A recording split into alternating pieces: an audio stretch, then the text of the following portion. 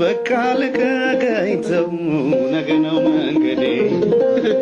ዜማዎችና ግጥሞችን ስትደርስ የአንድን ዘፈን ስትጨር ላይክ የምትደርሰው ግጥሙ ይቀድማል ወይ ዜማው? እንግዲህ አንዳንዴ በጠቅላላው ስታየው ዜማው ነው የሚቀለው ለሚሰራ ሰው። ዜማ ልክ ከአየር ላይ የሆነ ነገር እንደመጭለፍ እና ግጥሙ ጽፈህ ከሆነ የምትሰራው የግድ ያን ግጥም የተከተለ ዜማ ይጠይቅህና ውስን ያደርጋል፣ የፈጠራ እንትንን ይቆጥበዋል። ስለዚህ ለኔ የሚቀለኝ ዜማ ሰርቶ አንድ ሐሳብ አይዲያውን ነው ይዞ በዛ መሰረት ዜማ ሰርቶ ከዛ ግጥም ማጠናከር ነው። የራስን ዘፈኖች ታዳምጣቸዋለህ? የራሴን ዘፈኖች እሰማለሁ፣ ግን በጣም ሲሆንብኝ አልወድም። ምክንያቱም ተመልሶ አንድ ነገር ሲሆንብህ አይምሮህ ራሱ ሰለቻል። ሌላው ከመውጣቱ በፊት ሌላ ነገርም አልሰማም፣ እሱን ብቻ ነው የምሰማው። በጣም መስማቱ ደስ ይለኛል። ስራም ነው እንደገና አዲስ እዛው ሐሳብ ይመጣልኛል። ስለዚህ ደስ ይለኛል። ከወጣ በኋላ ግን ለተወሰነ ጊዜ መስማት አልፈልግም።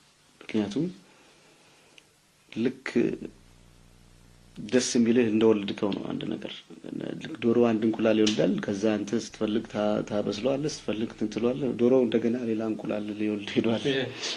የዛ አይነት ህይወት ነው እና ይሄን ይመስላል። ካልጋሪ ቆይቼ ለነገ ልወጣ፣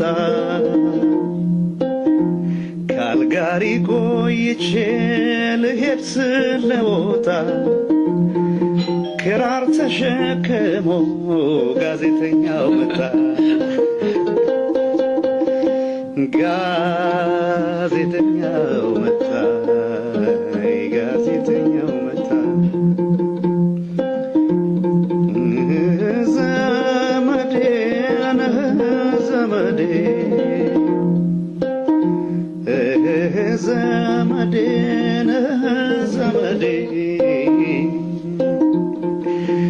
በቃ ልቀቀኝተው ነገ ነው